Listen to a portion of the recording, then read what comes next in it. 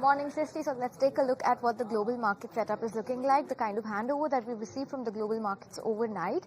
Flat to largely good coming in for the US markets. At least all of them have closed in the positive territory. Dow absolutely flat, but S&P and Nasdaq fresh record highs and fresh record close coming in for both of these indices. The S&P 500 was up 0.5%, Nasdaq almost up 1%.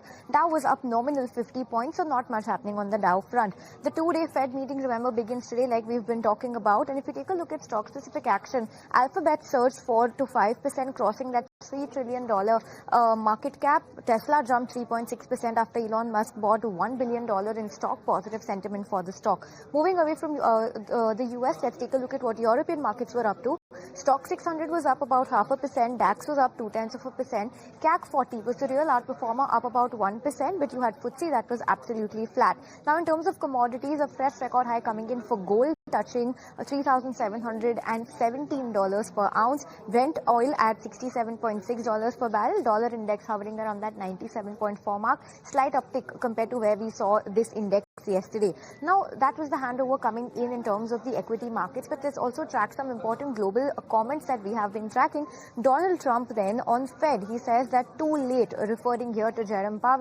He believes that he must cut interest rates now and bigger than what he had in mind, and he believes housing will soar on the back of that.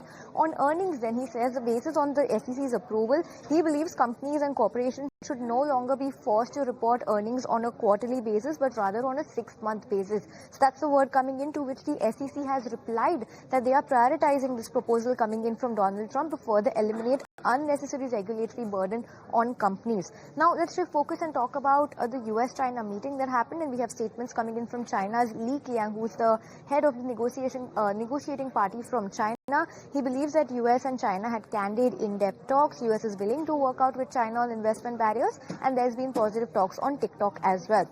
Lastly, let's talk about Mark Rubio, U.S. Secretary of State. He had visited Jerusalem and Israel to talk to Benjamin Netanyahu, and he says that Israel can count on U.S.'s unwavering support. As much as they would like to have a peaceful diplomatic solution to the war going, he also says that we have to be prepared for other possibilities, and there is also a chance for things to not go in a peaceful fashion. So largely, in a nutshell, that is what his commentary is, and this is what the global desk setup is looking like this morning.